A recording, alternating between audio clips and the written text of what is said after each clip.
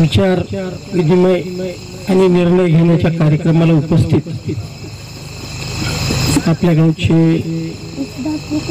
माजी सरपंच आदरणीय मातरावजी देशमुख या कार्यक्रमास उपस्थित असलेले प्रमुख अतिथी म्हणून आदरणीय शिवराजी पाटील होटाळकर साहेब, या कार्यक्रमास उपस्थित असलेले आमचे पितृतुल्य असे वेदरावजी करकिलकर साहेब, उत्तमरावजी पाटील बाचेगावकर साहेब, डॉक्टर देशमुख साहेब, सरजी साहेब आणि या कार्यक्रमाचं ज्यांनी नियोजन केलेलं आहे ते आमचे दाजी सुधाकररावजी देशमुख। हा कार्यक्रम सुधाकररावजी देशमुखने जो आयोजित केला त्या संदर्भात मला 4-5 दिवसापूर्वी कल्पना दिली होती। त्यानंतर सर मी जिल्हाध्यक्षांना बोललो, जिल्हाध्यक्षांना सांगितलं की आपला पक्ष वाढत असेल आणि आपल्या पक्षात जरा लोक येत असतील तर निश्चितपणे त्या कार्यक्रमाला जा आणि कार्यक्रमाच्या माध्यमातून जास्तीत जास्त लोकांना संघटित करण्याचं काम करा। आदरणीय शिवराज पाटील होटाळकर साहेबांनी माझा 2दा तालुका अध्यक्ष म्हणून उल्लेख केला। एक गोष्ट स्पष्ट करू इच्छितो, गेली 1 वर्षापासून तालुका अध्यक्ष म्हणून काम केलं, परंतु गेल्या 4-5 महिन्यापूर्वी माझ्या कामाची दखल घेऊन स्वतः अजितदादांनी जी कार्यकारिणी प्रदेशची डिक्लेअर झाली त्याच्यामध्ये मला सरचिटणीस म्हणून स्थान दिलं आणि मी आमच्या एका चांगल्या कार्यकर्त्याला ज्यानं माझ्यासोबत जीवाभावानं राहून दिवस रात्र माझ्यासोबत काम केलं अशा ज्ञानेश्वर पाटील कदम सेलगावकर यांना तालुका अध्यक्ष म्हणून इथं काम दिलेलं आहे। आज 2-3 गोष्टी प्रकर्षाने ह्या व्यासपीठावर बोलत असताना सगळ्यांच्या जाणवल्या। एक पहिला मुद्दा सगळ्यांनी चर्चेला तो विकासाचा। सुधाकरराव देशमुखांनी धानोऱ्यामध्ये मोठ्या प्रमाणात विकास केला आणि त्यानंतर दुसरा मुद्दा होतो तो पक्षांतराचा मुद्दा होता आणि तिसरा मुद्दा निवडणुकीचा। मी पहिल्या मुद्द्याला धरून बोलतो, ह्या नायगाव विधानसभा मतदारसंघामध्ये भोकर मतदारसंघामध्ये ज्यांनी विकास केला त्याला तुम्ही आम्ही भाषणातून म्हणू, परंतु जनता त्यांना चिरस्मरणात ठेवते। मग त्यामध्ये आपल्या राज्याचे माजी मंत्री माधवरावजी पाटील किनाळकर असो किंवा ज्या बाबासाहेब गोरठेकरांनी सत्तेची कसलीही पर्वा न करता अप्पर पैनगंगेच्या पाण्याच्या संदर्भात निर्णय घेतलेले असो किंवा त्याच्यानंतरच्या काळात बापूसाहेब गोरठेकरांनी जे निर्णय अप्पर पैनगंगेच्या संदर्भात घेतले त्याला सुद्धा विरोधक सुद्धा विसरू शकणार नाहीत। आणि अलीकडच्या काळात आज आपले कार्यरत आमदार राजेश पवार साहेबांनी जे काम केले ते सुद्धा नायगाव विधानसभा मतदारसंघ कधीही विसरू शकणार नाही, हे मी आपल्याला आवर्जून सांगू इच्छितो। आणि महायुतीच्या माध्यमातून राष्ट्रवादी काँग्रेस पक्षाचा एक कार्यकर्ता म्हणून गेल्या निवडणुकीमध्ये मी त्यांच्यासोबत दिवस रात्र फिरलो। त्यावेळेला जी कामं मला बघायला मिळाली ती कामं गेल्या 20-25 वर्षामध्ये ज्या नेत्यांनी केली त्यांच्या तुलनेमध्ये ती कामं मला बघायला मिळाली आणि उत्स्फूर्तपणे मी त्यांच्यासोबत फिरून महायुतीचा एक घटक म्हणून, महायुतीचा एक कार्यकर्ता म्हणून मी त्यांच्यासोबत काम केलं। येणाऱ्या काळामध्ये विधानसभा निवडणुका आपल्या पार पडल्या, त्या निवडणुकीमध्ये आश्चर्यकारक निकाल आले। महायुतीच्या पदाधिकाऱ्यांना सुद्धा जेवढी अपेक्षा नव्हती त्याच्यापेक्षा जास्त स्पष्ट बहुमत महाराष्ट्राच्या विधानसभेत मिळालं। 237 जागा आपल्या निवडून आल्या आणि ह्या पक्षामध्ये मोठ्या प्रमाणामध्ये येणाऱ्यांची संख्या वाढली। मित्रो, मी आज सांगू इच्छितो आपल्याला सगळ्यांना की जर महायुतीमधल्या माध्यमातून जर आपल्याला इथे काम करायचं असेल तर विरोधामध्ये महाविकास आघाडी हा पक्ष आहे हे सुद्धा विसरून चालणार नाही। सुधाकरराव दाजीने 2-3 वेळेस उल्लेख केला की राष्ट्रवादी काँग्रेसमध्ये प्रवेश घेतल्यानंतर महायुतीच्या माध्यमातून आम्ही काम करू. निश्चितपणे सुधाकररावजी आपलं स्वागत आहे. आपण निश्चितपणे महायुतीच्या माध्यमातूनच काम करण्याचा आपण निर्णय कायम ठेवा, ठाम ठेवा. निश्चितपणे विकास करणाऱ्याच्या संदर्भानं जर यदा कदाचित आपलं व्यक्तिमत्व असेल, जनता आपल्याला चाहत असेल तर आपल्याला कुणीही नाकारू शकत नाही. आजकाल राजकारण हे ब्रँडचं चालू आहे.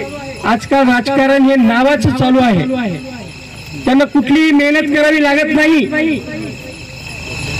त्यांच्या नावावर आणि ब्रँडवर ते चालत राहतात आणि त्या पद्धतीने त्यांची राजकारणाची दुकानं चालतात. परंतु आपल्यासारख्या सर्वसामान्य लोकांना खूप अवघड काम करावं लागते आणि अवघड काम करत असताना जर आपण नियतीचं आणि नैतिकतेचं राजकारण केलं तर 100% आपल्याला लोक विसरत नाहीत.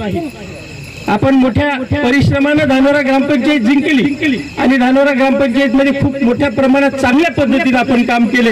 हे आवर्जून मला कबूलच करावं लागेल. जे जे वक्ते इथे येऊन बोलले सुखात काम करता तुम्ही, दुःखात काम करता, विकासाची काम करता आणि चांगल्या पद्धतीने गावाला तुम्ही चालवता, हे जे सगळ्या वक्त्याच्या तोंडून जे ऐकायला मिळालं त्याबद्दल आपलं अभिनंदन करावं तेवढं कमी आहे. गाव खूप मोठं आहे. पंचायत समिती, जिल्हा परिषदेला निश्चितपणे इथे यश मिळू शकते. परंतु महायुतीच्या माध्यमातून जर आपण सगळ्या नेत्यांना जर सोबत घेऊन आणि सगळ्या नेत्यांच्या विचारात राहून जर आपण काम केलं तर निश्चितपणे ते यश काही फार मोठं अवघड आहे असं मला वाटत नाही.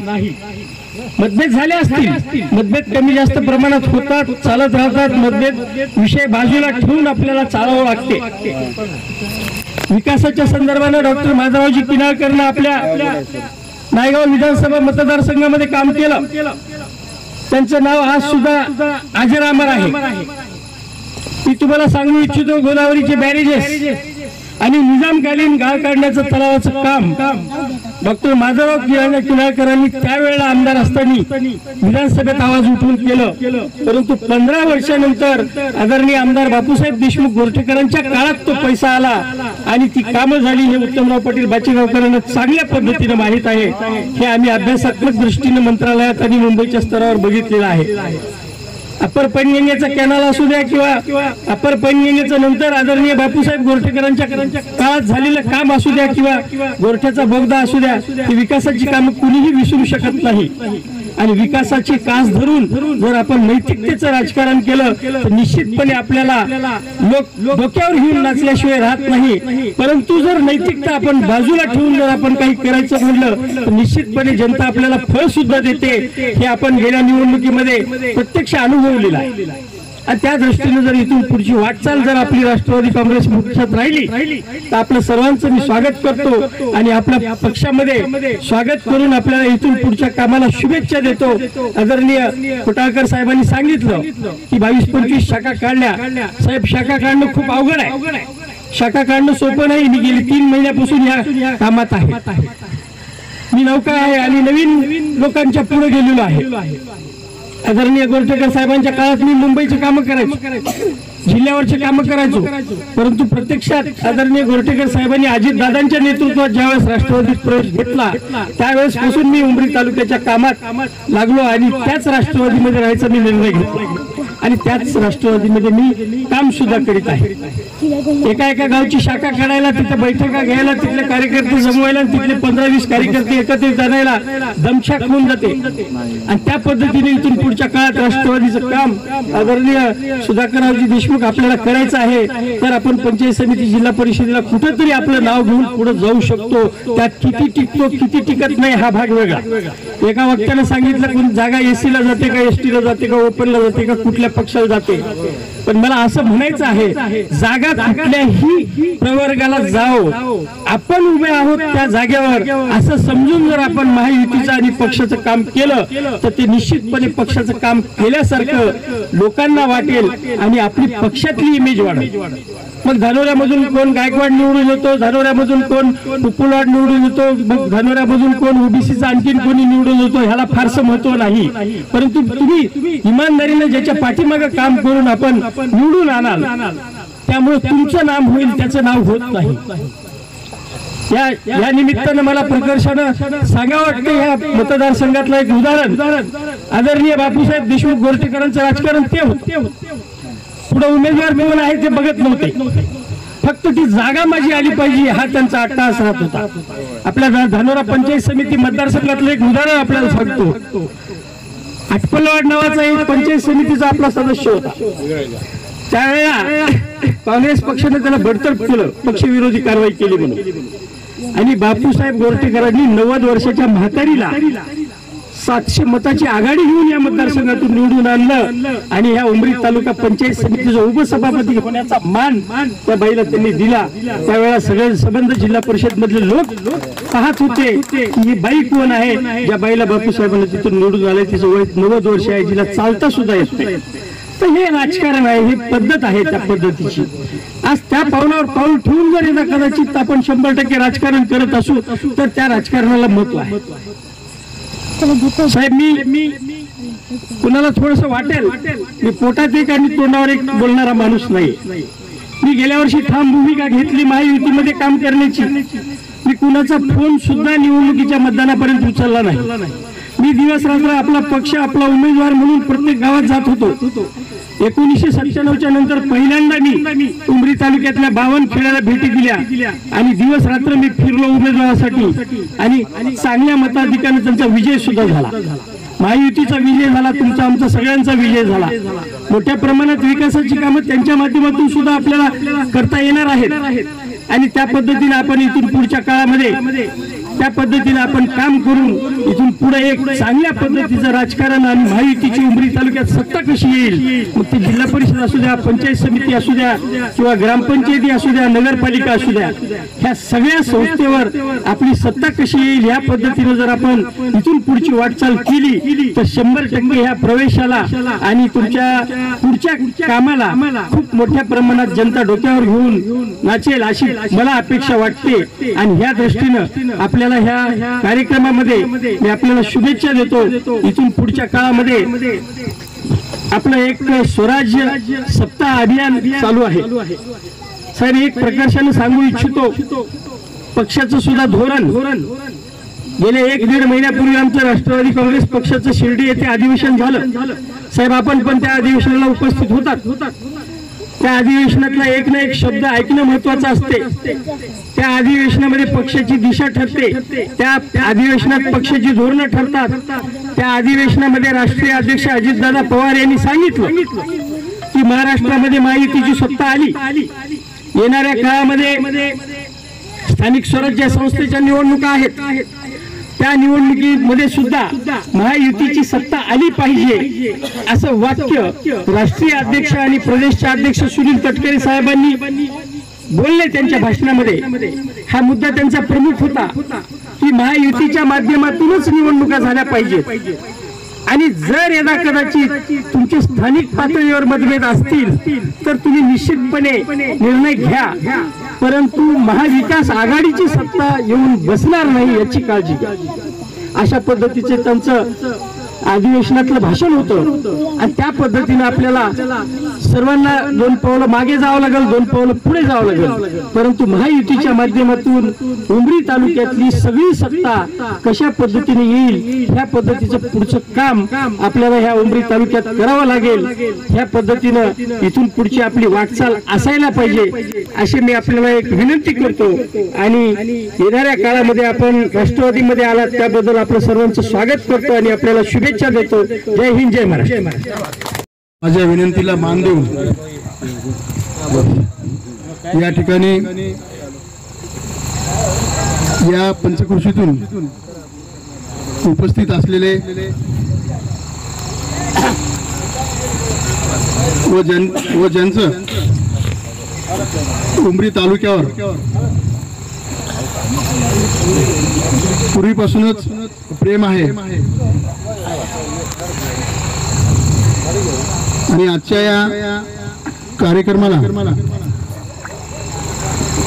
अध्यक्ष म्हणून लाभलेले आजच्या कार्यक्रमाचे अध्यक्ष माझे दाजी आदरणीय विक्रमजी देशमुख साहेब, या ठिकाणी प्रमुख पाहुणे उपस्थित असलेले या विधानसभा मतदारसंघाचे नेते माझे मार्गदर्शक आदरणीय शिवराजी पाटील होटाळकर साहेब व आज मी ज्यांच्यामुळे या ठिकाणी उभा आहे, मी ज्यांच्यामुळे चालता बोलता झालो, मी ज्यांच्यामुळे इथपर्यंत पोहोचलो, ज्यांची छाया अखंड माझ्यावर आहे, असे पित्रकुर्ले करखेली शिक्षण संस्थेचे अध्यक्ष, गाडगे डेव्हलपर्सचे मालक आदरणीय गोविंदरावजी पाटील करखेलीकर साहेब, आदरणीय आमचे दाजी वसंतरावजी सरजे साहेब, ज्यांचं मला नेहमीच मार्गदर्शन असतं, असे उत्तमरावजी पाटील बाचेगावकर, आमचे डॉक्टर देशमुख साहेब व या ठिकाणी उपस्थित असलेले सर्व सरपंच, उपसरपंच, सर्व ग्रामपंचायत सदस्य, सेवा सहकारी सोसायटीचे चेअरमॅन, सर्व पत्रकार बंधू व माझ्यावर प्रेम करणारे आणि माझ्या हितासाठी हितगुज करण्यासाठी या ठिकाणी जमा झालेले सर्व प्रतिष्ठित नागरिक या सर्वांना मी या ठिकाणी सर्वात प्रथम खरं तर दिलगिरी व्यक्त करतो, कारण कार्यक्रम 4चा होता, पण वाढत जाऊन कार्यक्रमाला 7 वाजले आणि आपल्याला जेवणासाठी उशीर होत आहे. मित्र, कार्यक्रम ठेवण्यामागचा काहीतरी उद्देश असतो आणि आपला माणूस कुठलाही निर्णय घेत असताना ज्या माणसाने आपल्याला मोठं केलं, ज्या माणसाने आपल्याला वाढवलं, त्या माणसाची हितगुज करणं आणि त्यांच्याशी विचार विनिमय करून निर्णय घेणं हे आपलं कर्तव्य आहे. कारण मला आज उमरी तालुक्याचं कोणी ओळखत असेल तर ते फक्त आणि फक्त तुमच्यामुळे ओळखतो. मी गत वेळेस या ठिकाणी पंचायत समितीची निवडणूक लढलो, तुम्ही सर्वजण माझ्यासोबत होता. गेल्या वेळेस सुद्धा आमचे दत्तरामजी पाटील मुंबईला ठिकाणी होते, पण शेवटी पंचायत समिती सदस्याची हार आमच्याच गावात पडली आणि उपसभापती पदही मिळालं. हे फक्त तुमच्या आशीर्वादामुळे शक्य होतं. आणि तदनंतर या आपल्या तालुक्याचा असेल, जिल्हा परिषद सर्कलचा असेल, पंचायत समिती सर्कलचा असेल, अनेक बाबतीमध्ये विकास झालेला आहे, पण अजूनही अनेक प्रकारचा विकास या ठिकाणी होणे बाकी आहे. आपल्या सावरगावपासून बोथी, तुराटी, हुंडा असेल, आपले मोखंडी असेल, या ठिकाणी अजूनही उधुरा पेरिंगा प्रकल्पाचं पाणी त्या ठिकाणी पोहोचलेलं नाही. आज तुम्ही या ठिकाणी हिरवाळमध्ये बसलात, हे त्या पेनगंगेच्या प्रकल्पाच्या पाण्याची कमाल आहे, पण त्याची चवही त्या लोकांना घेता आली नाही. म्हणून येणाऱ्या काळामध्ये आपल्याला तुमच्या सगळ्याच्या सहकार्याने या ठिकाणी खूप मोठा लढा उभा राहायचा आहे, जेणेकरून आपल्याला त्या ठिकाणी उधुरा पेनगंगा प्रकल्पाचं पाणी पोहोचलं पाहिजे. मग कशा प्रकारे वॉटर शिफ्टिंग करता येईल त्याविषयी मी सन्माननीय होटाळकर साहेबांना यापूर्वी बोललो होतो. माझी चिखलीकर साहेबांसोबत चर्चा झाली आणि नंतर आम्ही अजितदादांनाही बोलू आणि जिल्ह्यातील युतीतील जे काही आमदार खासदार असतील त्यांना विचारात घेऊन आपला प्रश्न मार्गी लावण्यासाठी मी कटिबद्ध आहे, हे मी आपल्याला या ठिकाणी वचन देतो. आपल्या या ठिकाणी रस्त्याचा मार्ग होता, रस्त्याचा प्रश्न होता साहेब. भारतीय स्वातंत्र्यानंतर आमच्या मोखंडी सारख्या गावाला रस्ताच तोडलेला होता. अशा ठिकाणी माने पाटील आहेत, आमचे मोखंडी सरपंच आहेत, त्या गावाने रस्ताच बघितला नव्हता आणि या गावच्या टोटल 5 ते 6 गावच्या रस्त्याची अवस्था एवढी बेकार होती की त्या ठिकाणी पैदलही जाणं शक्य नव्हतं, गाडी नेणं तर फार दूरची गोष्ट आहे. यांच्यासाठी मी 2 वेळा ठिकाणी रस्ता रोक केला होतो. मी चंद्रकांत दादा पाटील त्यावेळेस या राज्याचे सार्वजनिक बांधकाम मंत्री होते, त्यावेळेस मी मंत्रालयाने उडी मारून आत्मदान करण्याचा इशारा दिला होता. तदनंतर हा रोड मंजूर झाला आणि आज जे काम, आज जे रस्ता आपल्या एरियामध्ये दिसतोय तो त्याचं फलश्रुती आहे. आणि तुम्ही जे मला साथ दिला, त्या साथ दिली त्याची ते फळ आहे, हे मी आपल्याला या ठिकाणी मुद्दा म्हणून सांगू इच्छितो. म्हणून येणाऱ्या काळामध्ये स्थानिक स्वराज्याचे संस्थांची निवडणुका आहेत, त्या संदर्भाने ही बैठक असेल असे काही जणांनी या ठिकाणी बोलून दाखवलं. माझं कर्तव्य आहे अगोदर तुमची कामं करणे. निवडणुका होत राहतात, सत्ता येते जाते, सत्ता असेल नसेल तरी मी तुमच्या सोबत होतो आणि राहणार आहे, हे मी तुम्हाला या ठिकाणी वचन देतो. पण विकास करण्यासाठी सत्ता अत्यंत आवश्यक आहे. कारण विकासाचे स्रोत, विकासाची गंगा, विकासाची कामं आपल्या भागापर्यंत खेचून आणण्यासाठी सत्ता ही अत्यंत आवश्यक आहे. कारण ज्यावेळेस मी शिवराज पाटलासोबत बाहेर फिरतो, आमचे विक्रमजी दाजी असतील, त्यावेळेला माझ्या लक्षात येतं की सत्ता हातात नसल्यामुळं आपण आपल्या भागाची कामं करण्यासाठी आपल्याला किती अडचणी या ठिकाणी निर्माण होतात. म्हणून येणाऱ्या काळात मी भाजप, शिवसेना आणि राष्ट्रवादी या युतीच्या बाहेर कधी जाणार नाही. तुम्हाला मी आज वचन देतो. मी सोडून काहीच करणार नाही. जे काही करणार आहे मी युतीत राहून करणार आहे. पण मी आदरणीय प्रतापराव पाटील चिखलीकर साहेबांना माझा नेता मानतो, हे मी सगळ्या समोर स्पष्टपणे सांगतो. आणि जे आहे ते आहे. वोटात एक आणि पोटात एक ठेवणारी माझी अवलाद नाही. जे आहे ते मी स्पष्ट बोलतो. आणि मला जर माझ्या नेत्यांनी आदेश दिला, कोणी विरोधात तुम्ही लढायला तयार आहे, फक्त तुमची ताकद माझ्या पाठीशी पाहिजे आणि ती ताकद तुम्ही मला द्यावी. तुमचा आशीर्वाद घ्यावा, तुमच्याशी हितगुज करावं आणि माझं काही चुकत असेल तेही तुम्ही मला सांगावं. म्हणून तुमचं लेकरू म्हणून मी तुम्हाला या ठिकाणी बोलवलेलो. स्नेह भोजन जेवण हे तुमच्याकडे मी खूप वेळा केलं. शेकडो वेळा तुम्हाला जेवण म्हटलं. माझं एकावरच्या जेवणावर तुमचे उपकार फेडू शकत नाही. तुमचे एवढे उपकार तुमचे माझ्यावर आहे. म्हणून माझी या ठिकाणी सर्वांना हात जोडून नम्रपणे विनंती आहे, आपलं कुठलंही काम कोणीही वेळेला मला सांगा, मी या ठिकाणी करायला तयार. पण येणाऱ्या काळामध्ये मला जर काही वेगळा निर्णय घ्यावा लागला, युतीच्या बाहेर जाऊन मी निर्णय घेणारच नाही, तुम्हाला पुन्हा एकदा सांगतो. पण युतीत राहून जर निर्णय घ्यावा लागला तर त्यावेळेला तुम्ही माझ्या सोबत पाहिजे. आणि राहत असाल तर हो म्हणा, नाही तुम्हाला नाही म्हणा. मी धंदा सोडतो, मी धंदा करणार नाही, सोडून देईल मी. असेल तर तुम्ही हो म्हणा, नाही तुम्हाला नाही म्हणा. कारण मी जे लढतो, मी बोलतोय तुमच्या हिमतीवर बोलतो, मी तुमच्या आशीर्वादाच्या ताकदीवर बोलतो. मी तुमचं प्रेम माझ्यावर आहे म्हणून मी बोलतो. म्हणून येणाऱ्या काळात तुमची साथ मला अत्यंत आवश्यक आहे. काय निर्णय घाई गडबडीत घेता येत नाही. साहेब मला त्या दिवशी अजितदादा म्हणले मी दस्ती टाका, ताजी तुम्हाला वाईट वाटेल. मी त्यांना सांगितलं, ज्या माणसांनी मला मोठं केलं ते म्हणजे माणसं खेड्यामध्ये, आणि त्यांना विचारल्याशिवाय मी कुठलाच निर्णय घेणार नाही. म्हणून मी आज तुम्हाला या ठिकाणी बोलवलेलं आहे. तुम्ही मला सांगा मी काय करायचं. युतीच्या बाहेर मला जायचं नाही. निवडणुका मला तुम्ही लढवायचं आहे. जर संधी दिली तर, आणि जर संधी मिळाली नाही, युती ज्याला संधी त्याच्यामध्ये इमानी तर मी जाणार ते मी तुम्हाला सांगतो. युतीच्या बाहेर कधी जाणार. त्यामुळे आपल्याला हितगुज करून निर्णय घ्यावा. म्हणून मी या ठिकाणी आपल्यासाठी हितगुज करण्यासाठी, आपले विचार ऐकण्यासाठी आणि माझे विचार आणि माझी भावना आपल्यासमोर व्यक्त करण्यासाठी मी ही सभा या ठिकाणी बोलवली आहे. आणि म्हणजे एका दिवसाच्या फोनवर आपण या ठिकाणी शेकडोच्या प्रमाणात जमा झालं. याचा अर्थ तुमचं माझ्यावर किती प्रेम आहे हे मला खरंच कळलेलं आहे. मी भारावून गेलो. माझ्यावर एवढं प्रेम तुम्ही दाखवता म्हणजे निश्चितपणे मी जे निर्णय घेतले तुम्ही मान्य करता हे मला आज कळलेलं आहे. म्हणून येणाऱ्या काळात जर काही घडामोडी घडले तर तुम्ही माझ्या सोबत पाहिजे. तुम्ही असाल तरच मी समोर जाऊ शकतो, मी अन्यथा जाऊ शकत नाही. आपलं कुठलंही काम मला सांगा, मी तयार आहे. आदरणीय प्रताप पाटील चिखलीकर साहेब असतील, शिवराज पाटील होटाळकर असतील, आदरणीय गोविंदरावजी पाटील करखेलीकर साहेब असतील, आमचे विक्रमजी दाजे असतील, हे सगळे नेते आपल्या सोबत आहेत. आणि राज्यामध्ये आज सरकार युतीचं आहे. आपण उच्च बाहेर जात नाही. म्हणून आपली जर कामं करून घ्यायची असतील तर कुठे आपला कठोर निर्णय घ्यावाही लागतो. पण ते निर्णय घेत असताना तुमच्याशी हितगुज करणं हे माझं आद्य कर्तव्य आहे. कारण तुम्ही जर सोबत नसाल माझ्या कुठलाच निर्णयाला काहीच अर्थ नाही. तुम्हाला आजही सांगतो, तुम्ही माझ्या सोबत लागतो. त्यामुळे मी आपल्याला बोलवलं आणि आपण माझ्या निरोपाला या ठिकाणी हो देऊन उपस्थित राहिला. जेवणासाठी उशीर झाला त्याबद्दल मी पुनश्च आपली एकवेळेस या ठिकाणी दिलगिरी व्यक्त करतो. आणि बोलण्यासाठी खूप मुद्दे आहेत पण